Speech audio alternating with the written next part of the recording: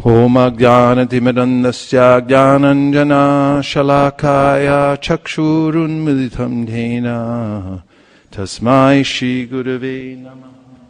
Om Namo Bhagavate Vasudevaya. Om Namo Bhagavate Vasudevaya. Om Namo Bhagavate Vasudevaya. Narayanam Namaskritya Naram Chaiva Narottamam Devim Sarasatim Vyasam Tato Jayamudiraye. We're reading from the Srimad Bhagavatam, Canto 7, Chapter 11.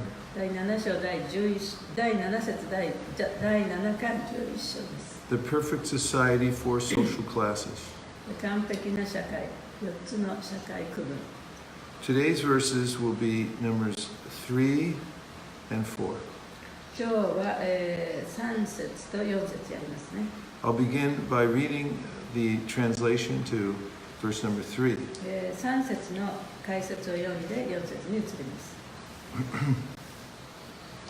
O best of the Brahmanas, you are directly the son of Prajapati, Lord Brahma.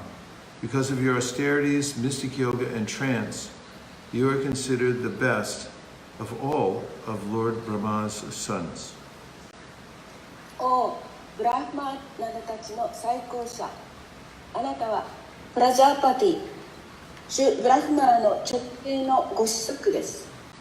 あなたの苦行と神秘ヨガと恍惚によってあなたは主ブラフマーのご子息たちのすべての主の最高のお方であると考えられます。はい。Text 4. No one is superior to you in peaceful life and mercy, and no one knows better than you how to execute devotional service or how to become the best of the brahmanas. Therefore, you know all the principles of confidential religious life, and no one knows them better than you. 平和な生活と慈悲において、あなたより優れた人はいません。そして献身奉仕をする方法、つまりブラフマナの最高者になるための方法をあなたより知っている人はいません。ですから、内密の宗教生活のすべての原則をあなたはご存知で、あなたより知っている人はいません。はい。This is Maharaj Yudhishthira speaking to Narada Muni, whom he's accepting as his teacher. でこれがマハラジ・ユディストラがナラダ・ムニを自分の先生として受け入れたときに話している言葉ですね。And the word for the verse, Narayana Para. Those who are always devoted to the Supreme Personality of Godhead, Narayana. Those who are always devoted to the Supreme Personality of Godhead, Narayana. 至上人格主神、ナーラーヤナへ常に献身している人たち。Vipra, the best of the Brahmanas. ブラフマたちの最高者。Dharmam, religious principle. 宗教原則。Kuhyam, the most confidential. 最も内密の。Param, supreme. 最高の。Vidu, no. 知っている。Shiteru. Karuna. Such persons are very merciful, being devotees. Such persons are very merciful, being devotees. そのような人たちは非常に慈悲深い献身者なので。Sadhava, whose behavior is very exalted. 行為が非常に高められている人。Shanta, peaceful. 平和な Hewana, Twat Vida, like your honor. あなた様の誉れのように Anatasamaya Na, not. 何々でない Nani nani denai. Tata, so. そのように Sono yoni, apare, others. Followers of methods other than devotional service. 他の人たち献身奉仕以外の方法に従う人たち Translation again. No one is superior to you in peaceful life and mercy. And no one knows better than you how to execute devotional service or how to become the best of the brahmanas. Therefore, you know all the principles of confidential religious life, and no one knows them better than you. 翻訳です。平和な生活と慈悲においてあなたより優れた人はいません。そして献身奉仕をする方法、つまりブラフマナの最高者になるための方法をあなたより知っている人はいません。ですから内密の宗教生活のすべての原則をあなたはご存知で、あなたより知っている人はいません。はい。Narayana Paravipra Dharmam Kuhyam Param Vidu Karuna Sadhava Shantas Twadvidana Tatapare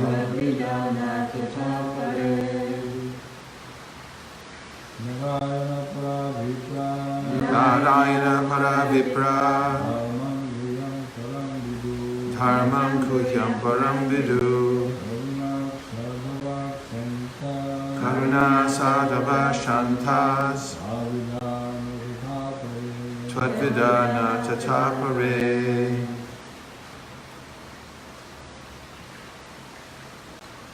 Muhutotsu. Narayana Paravipra Narayana Paravipra Dharmam Kuhyam Param Vidu Karuna Sadhava Shantas Twadvidana Tatapare. Vaishnavis. Narayana Paravipra Narayana Paravipra Dharmam Kuhyam Param Vidu Karuna Sadhava Shantas Twadvidana Tatapare.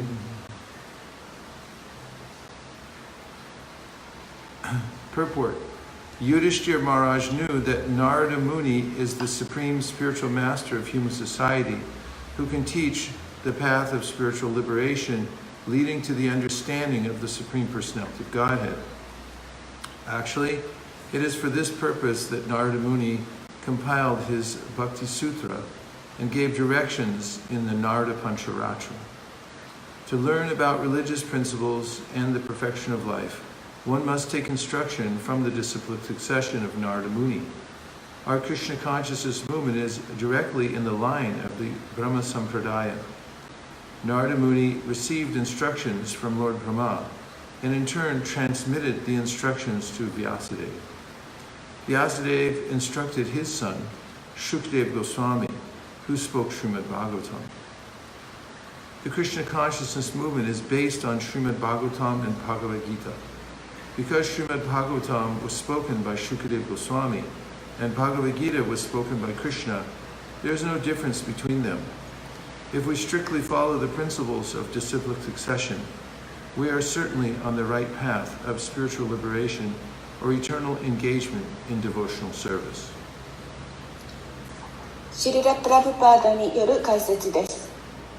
ユディシュトラ・マハラージャはナーラダ・ムニが至上人格主神の悟りへ導く精神的解説を下脱の道を教えることができる人間社会の最高の精神指導者であることを知っていた。実際のこの理由のためにナーラダムニはバクティ・スートラを編集し、ナーラダ・パンチャラートラで教えを与えている。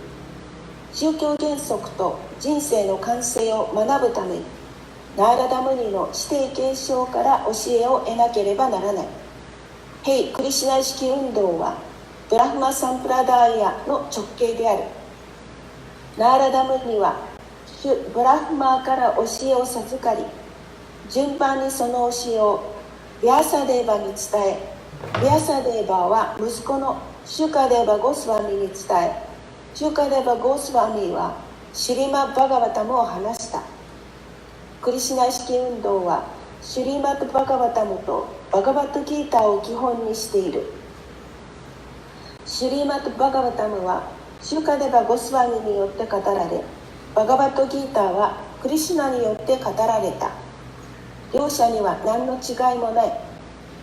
厳格に指定継承の原則に従えば、私たちは本当に精神的下脱の正しい道の上、つまり研修奉仕に永遠に従事する道の上にいるのである。はい、終わりました。So many of our teachings and practices come from Narada Muni. 私たちの教えや修練というのはたくさんのものがナラダムニから来ています。For instance, our system of deity worship comes down through the Narada Pancharatra. 例えばそのご神像の礼拝の仕方というのはナラダ・パンチャラトから来てますね。And as Prabhupada mentions here, Narada Muni is one of the great leaders of our sampradaya. で、プラバパダ、ここでナラダムニというのは私たちの指定継承の中でも非常にその偉大なるリーダーであるというふうにも言ってます。And he's describing his Srila Prabhupada in his purport the meaning of disciplic succession. で、シュリラ・プラバパダはこの指定継承というものはどういうものかというその意味をね、この解説の中で説明しています。Actually, the words succession and success are intimately related. 継承という言葉と成功するという言葉は非常に近しい関係があります。The success of the disciplic succession is the way in which one has fidelity to one's gurus. で、その指定継承の成功というのはそのグルに対する忠誠の心を持つということにかかっています。And Prabhupada mentions in the very last line of this purport で、プラバパダはこの解説の中の最後のところでこういうふうに言っています。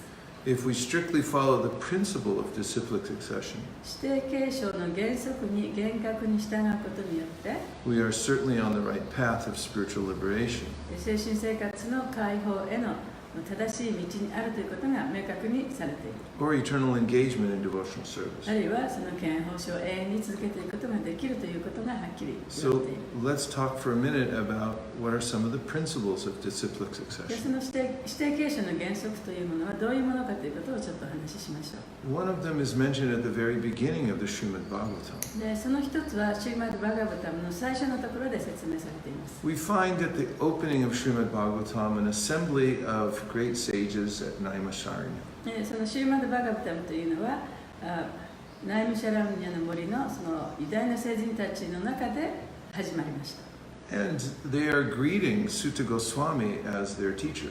そしてそのスータ・ゴスワミを先生としてそこに迎えたわけです。Of course, there's a history behind why Sutta Goswami is sitting before the sages. で、スータ・ゴスワミがその聖者たちの前に座ってこの話をするというのにはその前のお話があるんですね。And this is important to the principle of disciplic で、 succession. これはその指定継承の原則ということに関して非常に大切なことです。Because before Sutta Goswami had been given the seat from which to teach the Srimad Bhagavatam, スータ・ゴスワミというのはこのシーマド・バガバタムを教えるためのその座というのをね、もらったわけです。his father, Ramaharshan, had been in that role, in that position. で、その前にはね、彼のお父さんのロマハルシャナという人がその地位を持っていました。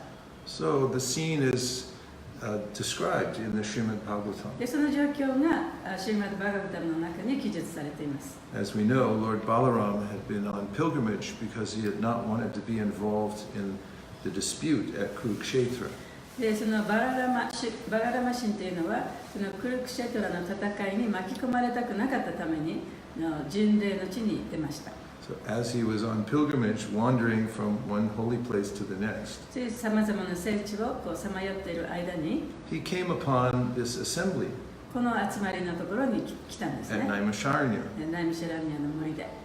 And there he was greeted by all the sages でそこでそのさまざまな聖人たちに迎えられました。 who knew him to be the Supreme Personality of Godhead. でその聖人たちはバララマをその最高人格出身だということも分かっていました。 And as mentioned in the Nectar of Devotion, で、敬愛の観覧の中にも書かれているように、 the etiquette to greet an exalted spiritual person is to stand up when they enter the room. そのより高いね、その精神的な道を行く人がこの来た時にはみんな立ち上がってその尊敬を示すということが書かれています。 So everyone stood up, そこでみんな立ったわけですね。 except for Ramaharshan. もうローマハルシャナは立たなかった。 As he was seated on the Vyasasana. で、彼はそのビアサアサナに座ってたから。 And actually, if someone is seated on the Vyasasana, it's normally they're not obligated to stand up. で普通はね、そのビアサアサナに座っている人というのは立つ必要がないんですね。 Because they're in a position of esteem and they're the leader of the assembly. というのはそこに座っている人っていうのは普通その集まった人たちのリーダーであり、そういう地位を持っているからです。 However, this was no ordinary visitor. しかしこれは普通の人がそこに訪ねてきたわけでは It's ない。 Balaram, the Supreme Personality of God. 最高人格出身であるバララマが来たわけですね。 Now, Balaram noticed this, that Ramaharshan didn't stand バ up. ララマはそのロムハルシャナが立たなかったということに気づいた。 And it also came to Balaram's mind that this person actually is from a mixed caste. でバララマはそのロムハルシャナっていうのはそのキャスト階級がこう混じった階級の中からの出だっていうことも分かった。 At the time, a person of a higher caste could marry, a man of a higher caste could marry a woman from one caste lower. でその頃はその高い階級の人がその一つ下の階級の女性と結婚することが許されていました。 But the mixing of these castes was considered to be a fault.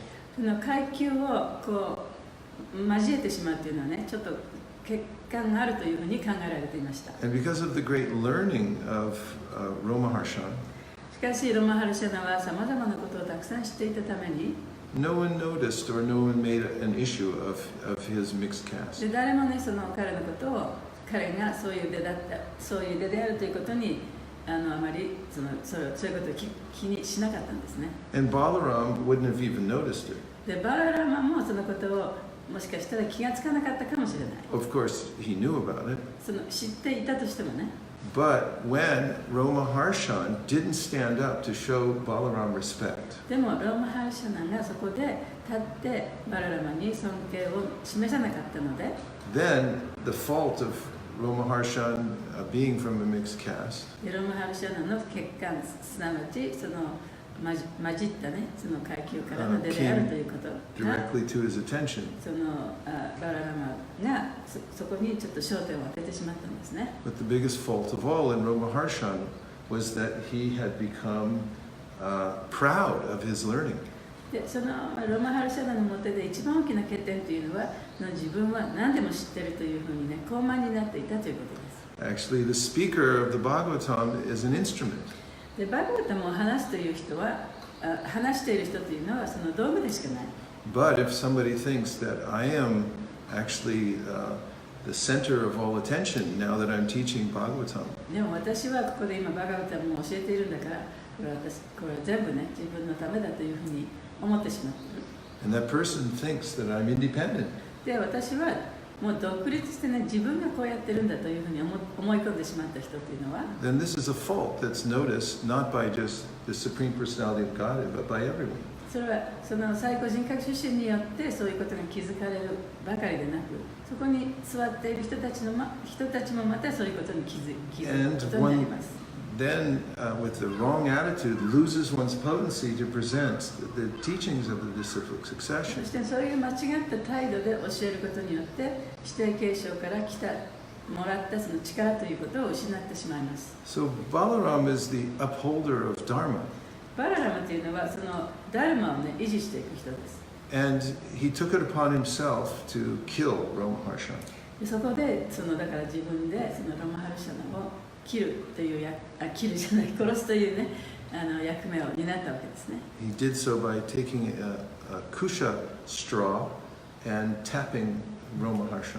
でそれはそのクーシャという草ですけれどもね、それをそのロマハルシャナにちょっとそれでちょっと叩いて、そうやってロマハルシャナを殺したわけです。Of course, this caused a bit of a disturbance in the assembly that the main speaker had just been killed by Balaram. そこで集まった人々はちょっとねみんなびっくりしましたよね。そのバララマがそのメインのその話す人を殺してしまったわけですから。And the sages informed Balaram that what are we going to do now? Because we had already given him a benediction of long life, but you just killed him. でそこにいる聖人たちはねバララマに言ったんですね。私たちはもうその彼が長く生きられるようにという恩恵を与えたのにもかかわらず、あなたは今この人を殺してしまった。私たち一体これからどうしたらいいんですか。 So they came to a scriptural conclusion. そしてそこで文献に書かれているその結論が出てきたんですね。 That is that the son of the father is the son represents the father and is therefore non-different. でその文献の中に書かれているのは、息子というのはお父さんを代表するものだと。だからお父さんも息子もその違いはないと。 And it so happened that the son of Ramaharshan, Sutta Goswami, was a highly qualified person. でそこにいたそのロマハルシャナの息子のスータ・ゴスワミというのも非常にそのちゃんとした資格を持っている人でした。 So they agreed to transfer the benediction that they had given to Ramaharshan to Sutta Goswami. だから彼らはロマハルシャナに与えたその恩恵というものを、スータ・ゴスワミにねこう移し替えるということをしたんですね。 And Balaram, to set an example, agreed to take some penance to overcome the apparent transgression of killing Ramaharshan. でバララマはそこで自分がそのロマハルシャナを殺したというその罪の罰を受けることに同意しました。 And he would kill several demons who were a disturbance to the sages. その罪としてその償いとしてねやったのはその森の集まりを邪魔していた悪魔たちを何人かね殺すということでした。 So this is the background to the opening scene of Srimad そ Bhagavatam. れがバガバダギーターがその始まるそのまさにそのバガバタムバガバタムが始まるまさにその情景なんですね。 And it is indicative, it indicates the importance of the fidelity of the speaker of the Shastra. そしてそのシャストラを話す人のその忠誠さということの大切さをここで強く示しています。 And this is even more augmented. This is something that's directly pointed to in the first few verses of the Bhagavatam. そしてそのことをさらにこのバガバタムの最初のその部分でもってもより強く強調されています。 Who is qualified to speak the Bhagavatam? バガバタムを話すのに本当に資格のある人は一体誰なのか。 And more particularly, why is Sutta Goswami now qualified to speak そ the してこ Bhagavatam? こでスータゴスワミがなぜここでバガバタムを話すことができるようになったのか。 And they say, Somyata.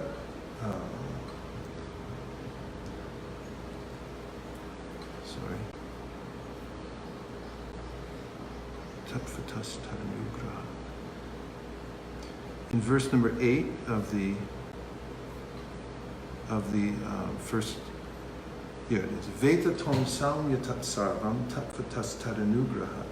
Bruyu snigdasha shishyasha guravo kuyamapyuta. So they're saying now about Sutta Goswami, they're listing the qualities of why he's qualified to speak the Bhagavatam. でここでそのスータゴスワミがなぜ彼がこの場所でそのバガバタムを話すことができる資格を持っているのかということについて話しているのを聞いています。So they say Veta means that you know all about the purposes and the intricacies of the Bhagavatam. でここでその言っているのは、スータ・ゴスワミというのはそのバガバタムの目的、そしてそれのそのバガバタムのその細かい詳細までね、よくご存知だというこ And とを。 so now they list the reasons why he knows them. じゃあそれなぜそのスータ・ゴスワミはなぜそういうことを知ってたんでしょうか。 And the first is Somya. でその最初の言葉はソーミャと言います。 Somya means simple, ソーミャというのはシンプルという意味ね。non-hypocritical. そしてその、偽善的ではない。 This is something one has simple faith in the process of Krishna クリシ consciousness. ナ意識のその過程というものに非常にシンプルなそれをシンプルに信じる心を持っている。 One is not a politician. でだから政治家ではないということですね。 He says what he means and he means what he says. で自分の言ってることはちゃんとその意味の通りに言ってると。意味の通りに言ってることはそれは自分がちゃんと思っていることだ。 And then they say anugrahat, でその次にアヌグラハと言っています。 that he has received mercy from his teachers そして彼の先生から慈悲を受けたと。 because he's snigdasya. He's been submissive to his gurus, his というのは teachers. 自分のグル、自分の先生に素直で従順だったから。 So they say then, Guyam apyuta. Therefore, you know the secret of the Bhagavatam. だからこそ彼はバガバタムの秘密を知っているんだ。 So this is the tenor. This is the mood of the opening scene of the Srimad Bhagavatam, that one must be submissive to the disciplic succession in order to understand the Bhagavatam. それがそのバガバタムがその始まりがバガバタムがまさに始まるというそのシーンなんですね。その状況なんですね。でそのでその submissive to the teacher or submissive to the One has to be submissive to the guru. それはそのグルに従順でなければいけないというところから始まっています。 Because that's what's being said here. Guruvo Kuyamakyuta. This person, Sutta Goswami, is a shishya because he's been submissive to his gurus.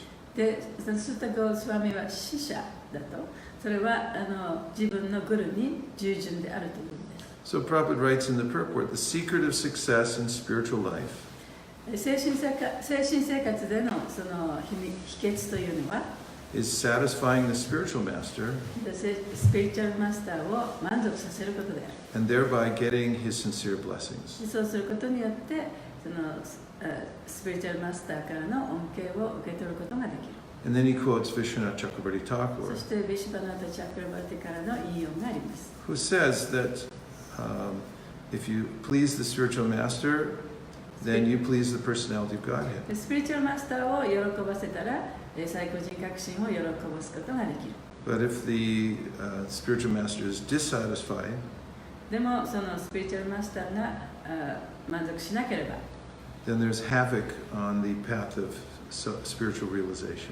精神的悟りの上で大きな障害となるだろう。 And he goes on to say that Sutta Goswami had satisfied his gurus. でスータ・ゴスワミはその自分のグルを満足させました。 And therefore, the sages of Naimisaranya were confident that he would be able to transmit the message of the だ Bhagavatam. から、そのナイミシャランネの森の聖人たちは、そのスータ・ゴスワミは私たちにこの話をしてくれることができるというね、強い確信があった。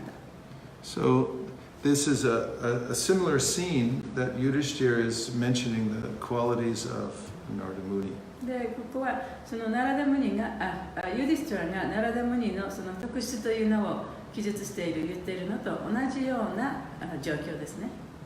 And now I'm going to take some questions or comments so that we can broaden the discussion or narrow it, actually, whichever way.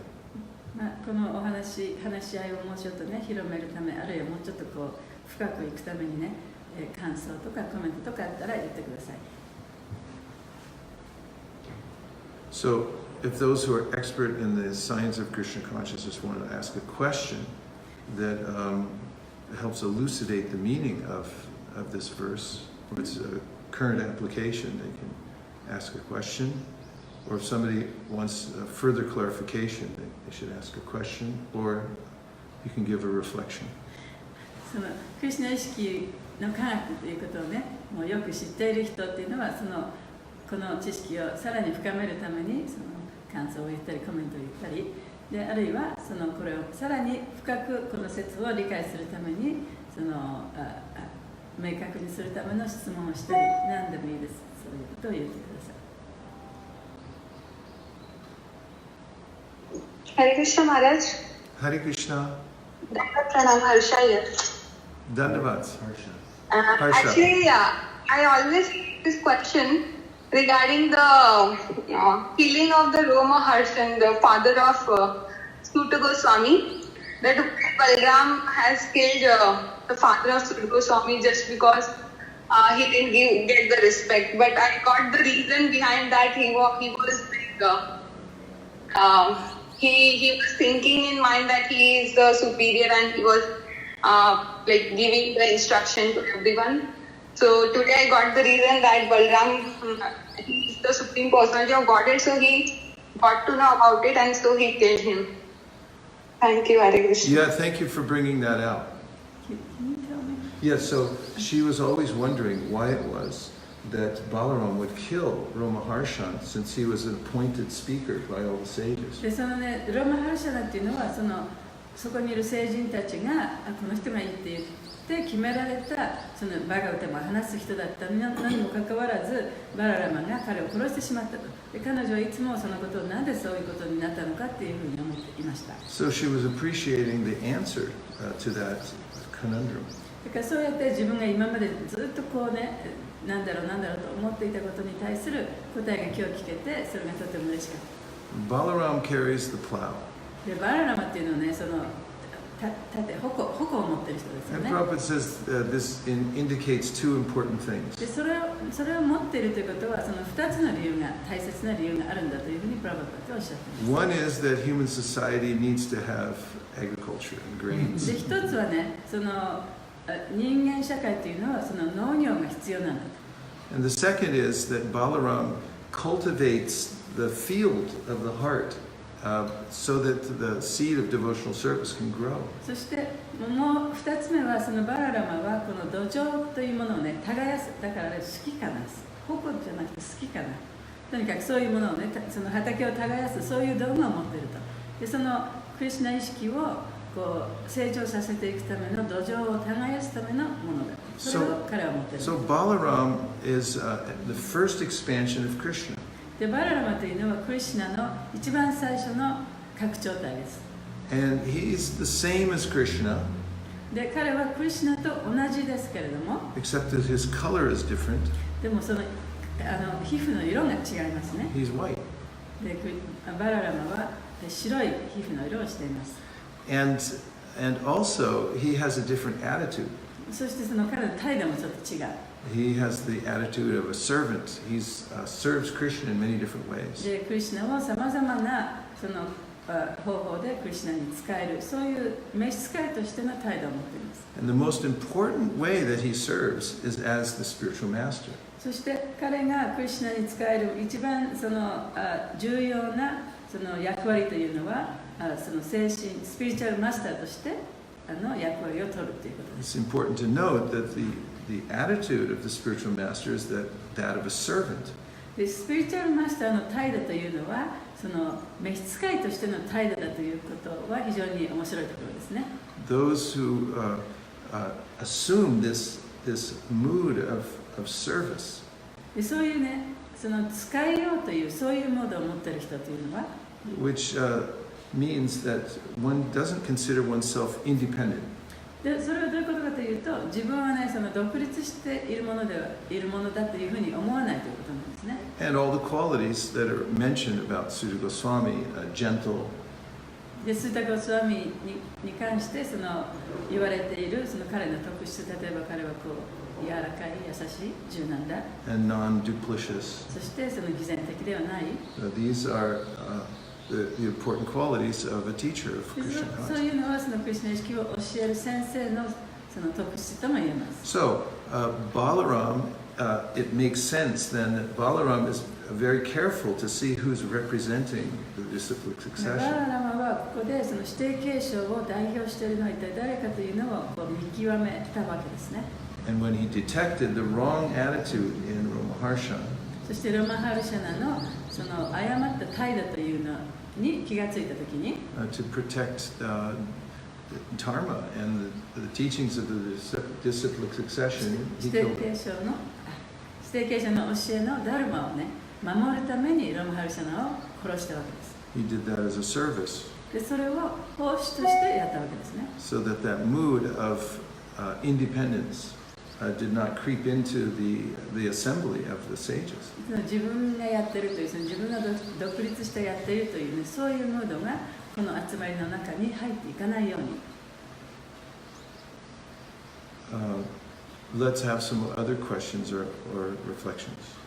で他に感想とか質問とかありますか？ Yes, Habi Prabhu. I just want to say that I think it's the first time that I actually get the idea of how Balaram represents the spiritual master. I didn't know.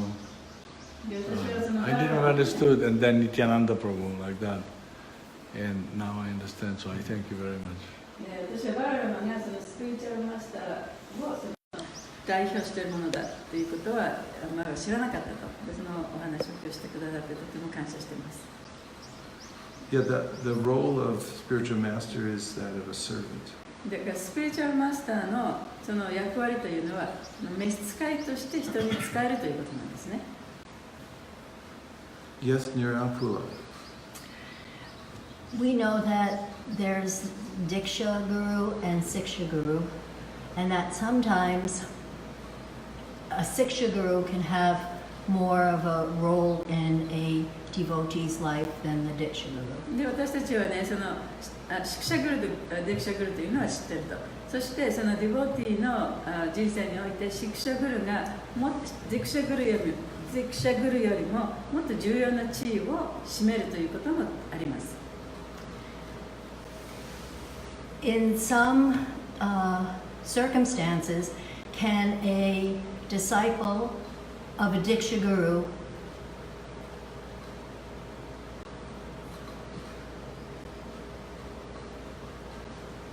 take the order of the Siksha Guru over the Diksha Guru, even though it's not following scriptures? そのある状況においてね、ディクシャグルの弟子がシクシャグルの命令をディクシャグルの命令の上にですね、シクシャの教えを受け入れてもいいんですが、たとえもしそのシクシャグルの教えが文献に沿っていなかったとしても、 Even though the Diksha Guru is in good standing. でディクシャグルっていうのはちゃんとしたね、その正当なちゃんとしたグルだったとしてもね、そういう状況があった場合どうするんですか？ Well, the idea behind gurus is to help others become Krishna conscious. グルのね、そのグルがあるという考え方はね、その自分の生徒をクリシュナ意識にさせるためにグルがあるんですね。And generally, all the devotees work together as a team to try to help souls come out of ignorance in the material world. そして一般的にはそのさまざまなディボーティーが協力し合って魂たちがこの物質世界から抜け出す助けをしていかなきゃいけないんですね。And to do that, they play different roles. でそれをするためにはみんなそれぞれの役割というものを持っています。But it's best if all of them are working together.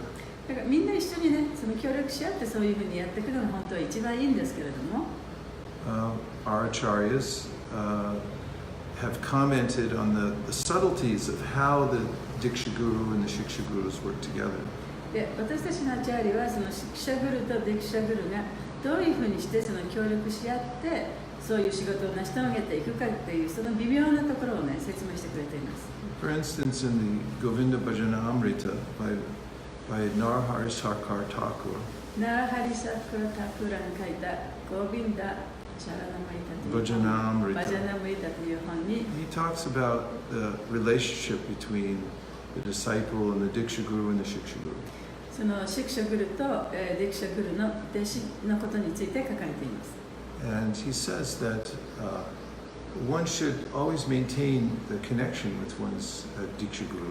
自分のね、ディクシャグルとの関係はいつも持ってなきゃいけない。Actually, he says even in the case if the Diksha Guru becomes fallen, the disciple should approach him and beg him to come back to Krishna consciousness. で、たとえね、その中に言われているのは、たとえ自分のディクシャグルがこの堕落してしまったとしても、弟子はその自分のグルのところに行ってね、どうぞ帰ってきてくださいというふうにね、お願いしなきゃいけないということも書かれています。 Which indicates the degree of loyalty that is supposed to be there between the Diksha Guru and the disciple. というのはそれはね、ディクシャグルとその弟子との関係のその忠誠、弟子のグルに対する忠誠の強さというのをそこで示しているわけです And ね。 then the Acharya says that if the disciple is going to other Shiksha Gurus, で、その中で書かれているのは、そのもしそのディクシャグルの弟子がシクシャグルのもとに行ったならば、 which is really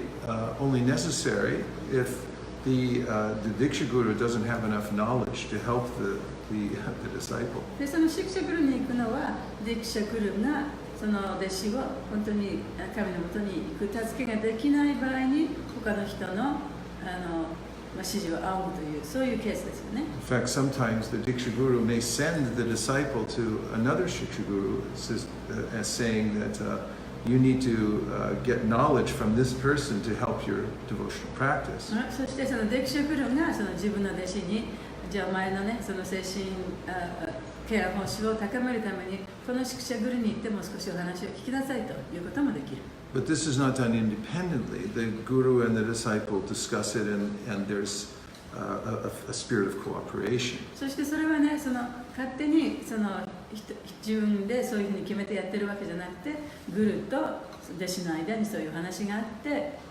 そしてそれが協力し合ってね、そういうふうにお互いに助け合っていく。 And the Acharya goes on to say that when his disciple goes and gets some shiksha, he should bring that teaching back to the Diksha Guru and share it with him. で、アチャリアが言うのは、そのシクシャに行っていただいた知識というのを、じゃあディクシャのグルに持って行って、そのディクシャのグルとそれをシェアして話し合いなさいということも言う。 So in the 1970s, some of Prabhupada's disciples had to go to India. で、1970年にプラバパータの何人かの弟子たちがインドに来ました。It was a practical matter because they were avoiding the Vietnam War.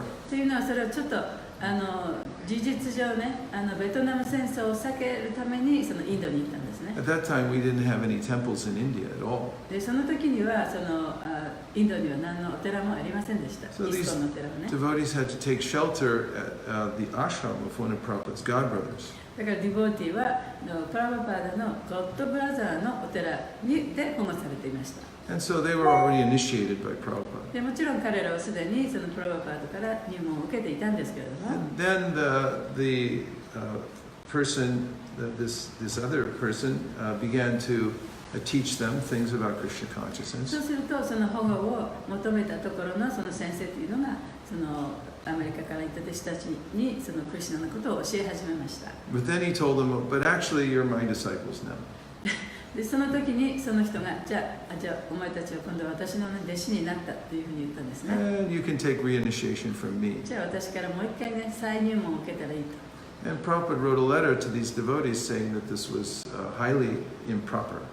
でプラバパーダはその弟子たちに手紙を書いてこれは本当にその不適切なことだと。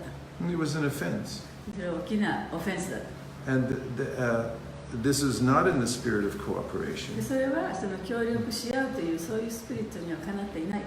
Neglecting one's Diksha Guru to take shiksha from others or even become reinitiated.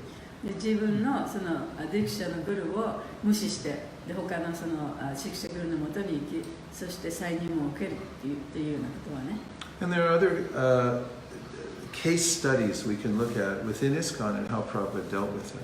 でイスコンの中でもね、そういうさまざまな状況に置かれた状態というのがあって、それを見てみることもできます。For example, there was a very charismatic person who was already had a following of disciples, an American, who before he met Prabhupada.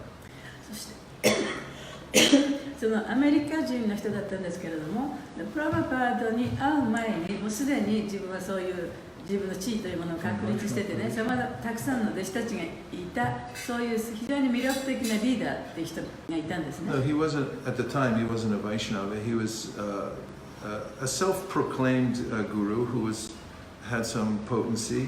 He has some charisma. その人はそのバイシナバではなかったけれども、その自分はこういうね偉いリーダーだというふうに主張して、そして非常に魅力的な人ですから、みんな彼にこう惹かれてね、彼のもとに集まってきたわけです。When this leader read Prabhupada's books and found out about the disciplic succession, he surrendered to Prabhupada. そしてそのリーダーの人がプラバパードの本を読んで、その指定継承ということをね勉強した。そしたらそのリーダーの人はプラバパードに服従するようになった。And he also told his followers that they should surrender to Prabhupada too. そして自分に従っていた人たちにね、じゃああなたたちもね、そのプラバパードに服従しなさいというふうに言いました。And many of them became Prabhupada's で、 disciples. その中のたくさんの人たちがプラバパードの弟子になりました。 And so did the leader of that group. で、そのグループのリーダーももちろんそうですね。And then later on, that leader and many of his followers, although connected to ISKCON, started a faction, a separate entity from ISKCON. で、その後になってそのリーダーとその仲間たちはイスコンとはつながってはいましたけれども、そのイスコンの支部のようなね形でまた別の組織を設立しました。And they had a different idea about the mood and method of spreading Krishna で、 consciousness. 彼らの持ってたのはそのイスコンとは違ったムードで違った考え方でこのクリシュナ意識を広めようとしていた。 And some of them created a kind of idea of why it was okay to not be part of ISKCON. で、その中でイスコンに属さなくても OK というような考え方をねしていた人もいた。 They would say that Prabhupada is a pure devotee. で、もちろんプラバパードは純粋な敬愛者だ。 And he's expert in all spiritual そ matters. してその精神的な事柄にね非常に長けている人だ。 But in material matters, he's not so expert. でもその物質的なことはあまり得意じゃないと。 And they gave proof. で、そうやって証明したわけですね。 They said, could Prabhupada create a nuclear reactor? で、例えばプラバパードはね、その原子核のそういうところを作ることができますか？ Could he build a jet airplane? そのジェットのね飛行機を作ることができますか？ Well, the answer is no. もちろんその答えはノーですよね。 Therefore, he's not expert materially. He can't claim だ that. から物質的にはプラバパードはそんなに大した人ではないというようなことを言ったんですね。 Spiritually, he's 精 expert. 神的にはそうですけれども。 Therefore, だから、we accept Prabhupada's spiritual instruction. プラバパードの精神的なその教えというのは受け入れると。 But he formed ISKCON, and that's a material thing. でも彼が作ったのはそのイスコンというもの。そのイスコンというのは物質的なものです。 Doesn't mean we have to follow that part だから because その部分には私たちは従うことができない。 that's about management. で、それはその管理、マネジメントということだから。 And the organization, it doesn't mean Prabhupada's an expert on that. で、その組織を作ったとしてもプラバパードがそれを作ったことでね、完璧に作ったわけではない。 So their contention, their philosophy was, Prabhupada, we love you, and we agree that you're a pure devotee. だから彼らが持ってるのはね、プラバパード自身は素晴らしい。そしてあなたのその教えには私たちは同意します。 But we don't want to follow ISKCON, and we don't want to follow the GBC. でもイスコンにも GBC にもその従いませんよ。 And Prabhupada didn't appreciate this approach. で、プラバパードはね、そういうやり方はあまりね、好ましいと思わなかった。 He found it to be hypocritical 非常に偽善的だと思った。 because if you're going to follow the guru, そのグルに従うんであったなら、then it's half a hen logic to say, I'll appreciate the one half, but the other half I'm going to cut off. で、その私はね、あなたが私にくれたその半分のものはね、すごく高く評価してますけど、半分はね、いらないと言ってるようなもので。That is, I like the part that gives the eggs from the chicken. で、そのさっきそれは鶏の半分が好きで半分が嫌いというような言い方しましたけれども、例えば鶏は卵を産みますよね。でも卵を産む鶏は自分は大好きだ。But the chicken eats a lot, so I don't. 鶏はもうたくさんの餌を食べるからその部分は So I'll just cut them in half, それを半分にしたらいいと。and then I'll just get the part that gives the そ eggs. したらその卵だけもらえる。Of course, Prabhupada was very tolerant if somebody would say that, it's hard for me to be in an organization. でもちろんプラブパとね、いや私はね、そういう組織の中に属するというのはとてもちょっと気が進まないんですよって言ったこともちゃんとよく分かってた。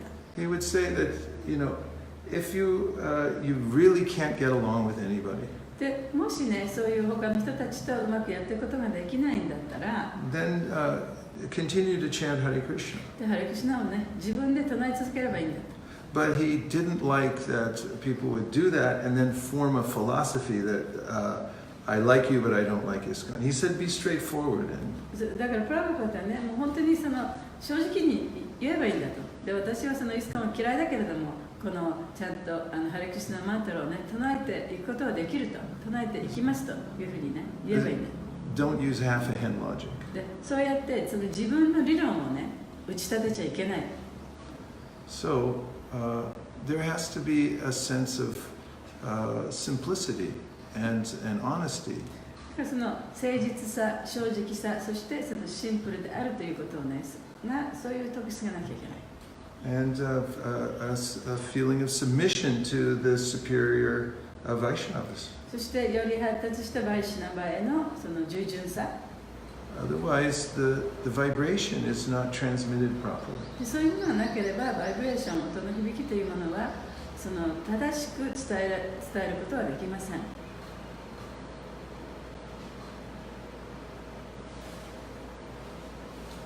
Prabhu? I have a question. Yes. During the years in Krishna consciousness, I sometimes visited other ashrams from different gurus in India who are very successful. その敬愛保証7年やってきてますけれども、その間にそのイスコでないグルの、人たちのアシュラムに何度か行ったことがあります。And although I'm sitting there and I can appreciate the bhajan, the mood, the kirtan, the sangha, it's very powerful. It has differences. It has a different language. Sometimes even they cut the mantra in two when they do the response and the chanting. でそこに座ってね、一緒に歌ったり唱えたりしてると、それはそれで素晴らしい。そのムードもいいし、そのキルタも素晴らしいし、でもそれは私がそのイスコにいる時のムードとはやっぱり違うんですね。その言葉の使い方も違うし。So there is a particular sensation that I am associated with Vaishnavas, but at the same time, I feel that I'm not home. This is not the way I heard it from Prabhupada. This is not the way I received it from Prabhupada. My question is this an immature understanding or feeling for my part? でその他のバイシナバといる時にはやっぱりそういうフィーリングもあるんですけれども、その自分のお家にいるような感じではないと。でプラブパータから直接教わって自分のものになったそのムードとかね、そういうものとは違うというふうに感じる。でそれは私がその未熟だからそういうふうに感じるんでしょうかという質問です。Actually, it's natural for living entities to identify with a particular group. でその生命体がね、その特定のグループがそこに自分が属しているっていうふうに感じるのは非常に自然なことです。Because we're individuals and therefore we have individual tastes. で私たちはその個別の人間だからやっぱり個別のテイストがあるわけですよね。何が好きかっていうことはそれぞれ違うわけです。That individuality creates rasa in the spiritual world. でその個別さこそがその精神科に行ってそのラサを作るものになります。There are competing groups in the spiritual world. They're competing for more service to Krishna. で精神科医でもね、その誰が一番クリシュナに使えることができるかというその競争もあるんですね。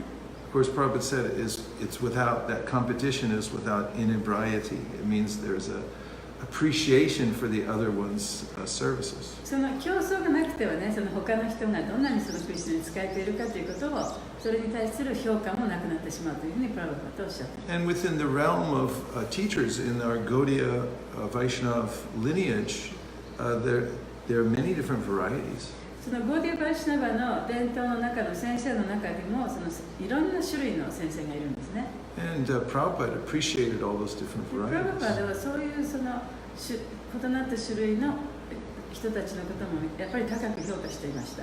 So it's natural to feel, to find one's home in Krishna で consciousness. クリシュナ意識の中で、ここが自分のうち、自分がいて一番その感じたところだなと思うところがあるというところね、それも自然なことだ。And to respect one's own tradition. そして自分のその教えてもらったその伝統というものをその敬うという気持ちね、それも大切だ。For instance, in ISKCON, we have a very specific history and lineage that is very dear to us. でそのイスコンの中にはね、やっぱりイスコンなりの特定なそのムードとかその伝統とかというものがあります。And we look at some of the devotees who were the early pioneers, as an example, in ISKCON. We give them, I mean, we have such deep love for them because of their relationship with Prabhupada. でそのイスコンの中でもそのイスコンが始まった時にいたディボーティーたちっていうのはね、やっぱり私たちは彼らはそのプラバパとのものすごい近しい関係があったわけですから彼らに対してやっぱり特別な感情を持ってるわけですね。And all of this becomes our collective bhava, our feeling for our home in Krishna で consciousness. そういう気持ちというのがさまざまなそういう気持ちが集まってそれがこのイスコンのこのババというかねそのイスコンに対する愛というものが形成されていくわけです。Now, as long as there's mutual appreciation between the different groups, でそのグループの中でもいろいろあるグループ同士の間の中でその、お互いを尊重するそういう気持ちがあれば and well, at the same time, respecting the boundaries of each group. で同時にそのそれぞれのグループのその境界線というものをちゃんと尊敬し合うことができれば There can be very sweet kind of appreciation. そのグループ同士でねまたそのお互いをちゃんとよく知り合うというねそのいい関係が保たれると思います。And we should be careful to protect our own bhava or feeling for our home. そして自分のその家族っていうかグループのですねその持っているそのババ愛の味わいというものをね守っていくということにやっぱり気をつけなきゃいけない。There were a couple of Prabhupada's disciples who were going to visit Lalit Prasad Thakur, who was the brother of Srila Bhaktisiddhanta. シュリラ・バクティスダンタのブラザーのラリなんだっけ Lalit Prasad Thakur. ラリ・ボスプシャーダ・タクーラっていう人のところにねその行ったそのイスコンのディボーティがいました 2,3 人 LPT, Lalit Prasad Thakur. And he had a following, big following of Vaishnavas.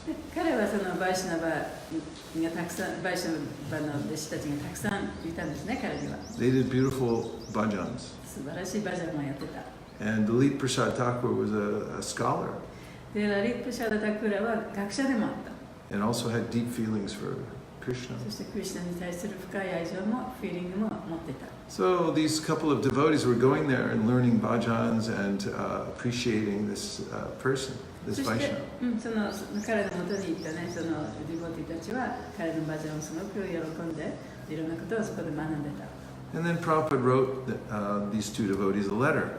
で、プラバパトがその2人の弟子にね、手紙を書きました。I saw that letter. I saw the original letter that Prabhupada had signed. で、私はそのプラバパトが書いたオリジナルの手紙をね、この目で読みました。And so Prabhupada said, Lalit Prasad Thakur is a pure devotee in his own right. で、そのプラバパトがおっしゃったのは、ラリーテ・プサーダ・タクーラは、もう彼自身はそれなりにその純粋な敬愛者だと。But because he has a difference of opinion with my Guru Maharaj, でも私のグルマハラージとはちょっと違う意見を持っている人だ。therefore, please do not associate with him. だから彼と付き合ってはいけませんよと。He said, because you'll be affected by his criticism of my Guru Maharaj. というのは、あなたが彼と付き合うと私のグルマハラージに対するその批判を聞いたりしてそれに影響されるでしょうから。And your spiritual life will be spoiled. そしてあなたの精神生活というものがダメになってしまうでしょう。So there's a sense of respect for all Vaishnavas. だからそういうふうにね、お互いにバイシナバ同士でちゃんと尊敬し合うというそういう精神はあるんですね。And an honoring of their devotion. そしてその相手のグループの持っているその敬愛の気持ちというのをその称える気持ちもある。But we also are very much aware of the differences. でもその違いということをね、はっきりやっぱり自分で知っておかなきゃいけない。And this is what this is the duty of those who are taking the role of guru is to talk about how to harmonize, but also how to make the differences. でそのグルの役割、グルとしての義務というのはね、その自分の弟子にそうやって他のグループとどういうふうにその仲良く調和してやっていくか、それと同時にその自分のグループ、その自分の伝統の中でですね、それをどういうふうに守っていくかということをね、やっぱり弟子に教えていかなきゃいけないのがグルの義務です。And Prabhupada's letter again emphasizes the importance of fidelity to one's own guru. そしてプラバパートの手紙はそこで自分のグルに対する忠誠の大切さということをそこで指摘していました。Otherwise, what is the meaning of the relationship? There is no relationship. そうでなければね、その関係っていうのは一体どういう意味があるんでしょう。そこには関係なんてなくなってしまいますよね。It's not an official rubber stamp that I have a relationship. それ正式にね、はい、ここで関係がありますというこのスタンプを押してもらって関係が成立したわけではないんですね。It's not a matter of just saying I have a Diksha guru. 私はその入門のね、グルが持ってるっていう、ただそういうふうに言うだけではない。But it means to obey the guru. それはどういうことかというと、グルに従うということなんですね。I love the guru, but I'm not going to follow the guru. 私はグルが大好きだけれども、グルの教えには従わないということじゃない。That means take a chicken and cut it in half. それはその鶏を半分にね、And then 殺すのと同じですよね。I do whatever I wish. で、自分が好きなことをやってしまう。So if you're going to take a guru, だから、グルを受け入れるのであれば、then Krishna says you should be submissive. でクリシュナはじゃあそのグルに従順にならなければいけないというふうに言ってる。Unless there's something wrong with the guru. でもしグルに何かね、その間違いがあるんだったら、In which case, in very rare, very unfortunate cases, then one is mandated to find another. で非常に不運な場合ですけれども、そういう時にはまた新しいグルをね、見つけてもいい。So we maintain this balance of deep respect for all Vaishnavas. でそういうバランスですね、そのすべてのバイシナバを尊敬しなきゃいけないけれども、While honoring our own mood and method of following Krishna consciousness. 自分のそのムード、自分がどういうふうにクリシュナ意識をそのつなげていくか、そしてやっていくかというそのムードを大切にしながら、お互いのグループで尊敬し合うというそういうムードもなきゃいけないね。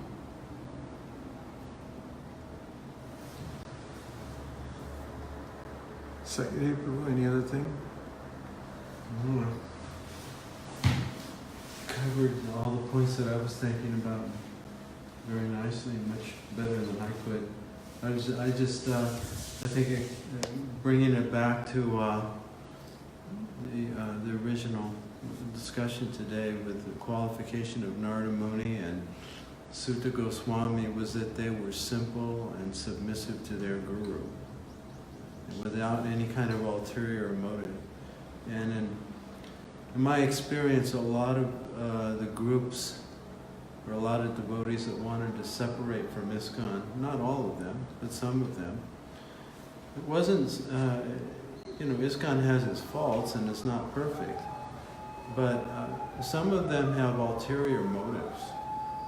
And the motive is, like with Romarshan,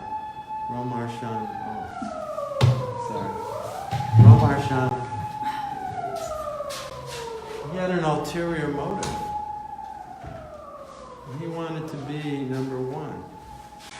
He wanted to be the center. So you have to say it again. I'm just saying,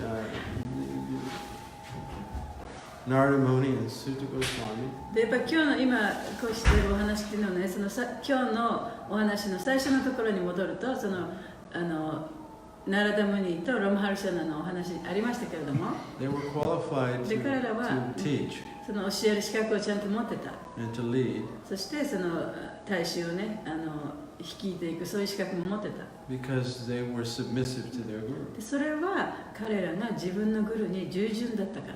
They didn't think that they didn't have the ulterior motive to want to be the center.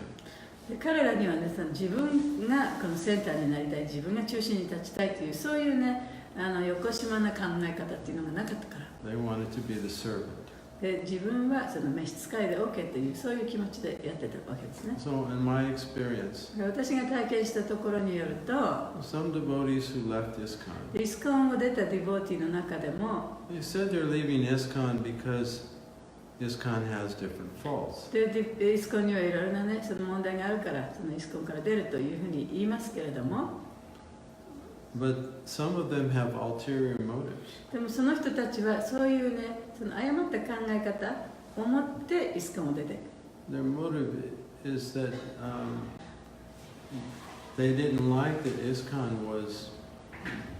Prabhupada, he spread Krishna consciousness all over the world. So in one sense, Prabhupada was the center and ISKCON was the authority for Krishna consciousness. でプラブパドがね、このクリシュナ意識というものをこの私たちに全て一から教えてくれたわけですよね。だからある意味ではプラブパドがセンターであり、そのイスコンはイスコンネスは Authority of で Krishna クリシュナ consciousness. 意識の権威でもあるということになりますね。 Because they're the ones that ISKCON is actually the one that's the organization that's spreading Krishna consciousness そ all の over 組 the 織 world. その組織があるからこそそのクリシュナ意識が世界中に広まるわけですよね。 So if somebody has an ulterior motive, it means they want to be the center or the authority. でも自分こそがそのセンターになりたい、自分こそが権威者になりたいというそういう考え方を持っていたならば、 Just like in politics, 政治でもそうですよね。 or even in the court of law, in arguments and debates. でそので裁判所でもね、そういうさまざまな議論が戦わしますけれども、 The strategy is to discredit your opponent as その much 策 as 略という possible. のは大体ね、その相手の人を相手がダメダメっていうふうに言って勝つっていうのが策略ですね。 So that you can be the best, そうすると相手がダメだったらじゃあ自分の方が上だということ or になり that ま you す。 can be in control, で自分がコントロールすることが and で you きる。 can be number one. 自分がナンバーワンになれる。 Yeah, so I think that is sometimes I think that motivation is there. だからそういう動機を持ってね、そのイスコンを離れる人もいますね。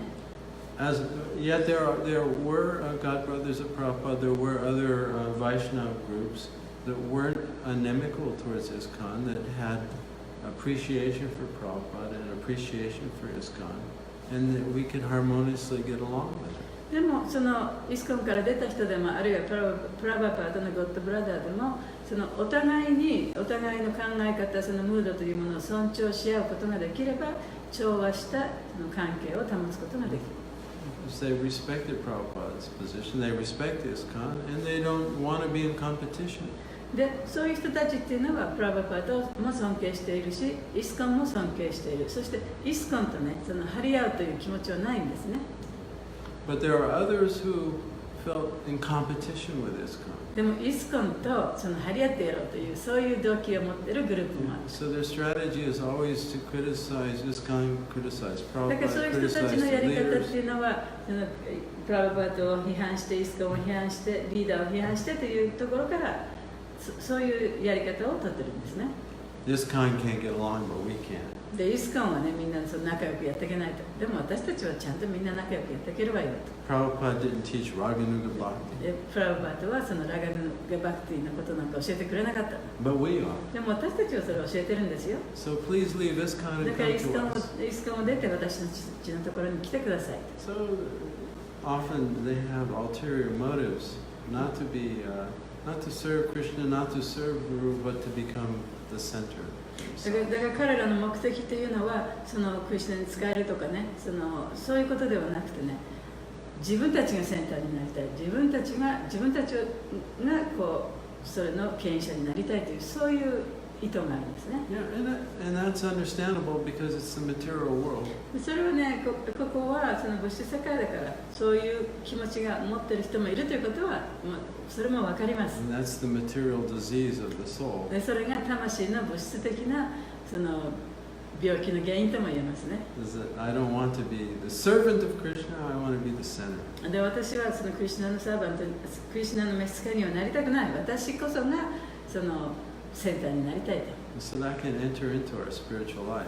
そういう考え方っていうのは私たちの精神生活の中にも入り込んでしまうこともありますね。 So in the beginning, Vaisesika Prabhu made the point of how important it is to be simple and honest and to so that one can see any ulterior motive. でこのクラスの最初のところでバイシャジャカプラブがおっしゃいましたけれどもその従順であってシンプルであって誠実でなきゃ正直でなきゃいけないということをおっしゃいました。でそういうふうになると自分が自分の誤ったその意図が出てきたときにそれに気がつくことができる。 I'm just rambling on here. I didn't really connect the dots very well. But anyway, I appreciate those who respect Prabhupada, respect his teaching. でプラバパートを尊敬し、プラバパートの教えを尊敬している人、そういう人を高く評価します。 And our devotees. そしてそのディボーティーたちですね。 But they don't necessarily want to be involved in an organization. でたとえそういう人たちがその組織の中でいろいろ自分はね組織に入り込んでいろいろやりたいと思わなかったとしてもそういうディボーティーを私は評価します。 Yet they respect the organization. でもそれでもその組織はね組織のことは尊敬していると。 Because the ISKCON, its only purpose is to fulfill the mission of Srila Prabhupada. でイスコンのそのたった一つの目的というのはプラバパートの使命を満たすためのものだから。 That's everyone's motive. でそれがみんなの願いなんですね。みんな Even の though 意図なんです we're ね。 imperfect. で私たちは不完全だから。 So if somebody is not envious, だから妬み深くなければ、 then they can choose not to be involved in ISKCON, but at the same time not unnecessarily criticize it either. でイスコンにたとえイスコンに属さなくてもその不必要にねイスコンのことを批判する必要もない。 See the good rather than だからいいところを見ればいいんですね。 the imperfect. その不完全なところばっかりこう指摘しないで。 Hare Krishna.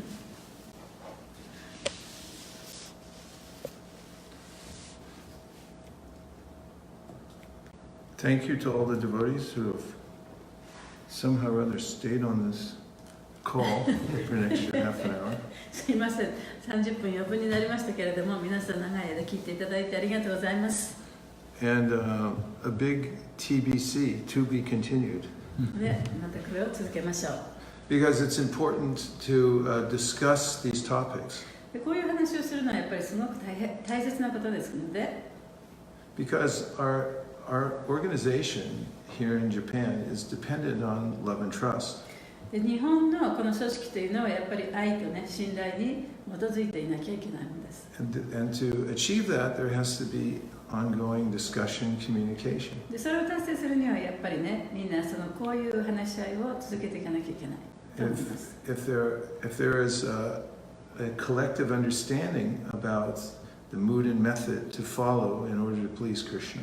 でみんながそのクリシュナを喜ばせるために従うその規則とかそのムードとかね、そういったものがみんながそれを持って同じものを持っていったとしたら、then we can feel inspired together みんな一緒に励まされてね、to cooperate, この協力し合うことができるようにな which るで is しょう。 divine. Cooperation そ is れは本当 divine にその協力っていうものはね、非常にその神聖なものなんですね。 because it's the hardest thing to do. でそれは一番やるのが難しいことだから。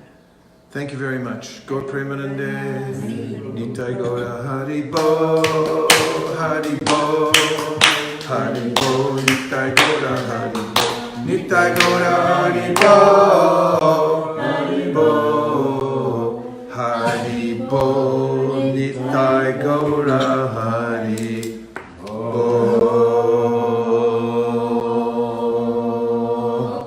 Vanchakalpadurusha Kripasanabhevacha Patitanam Pavanibhyo Vaishnavibhyo Namo Namaha Nantaguli Vaishnavibhyo Armarman, Natari Armarman, Natari Armarman, Natari Armarman, hey, Natari Armarman, Natari Armarman, Natari Armarman, Natari Armarman.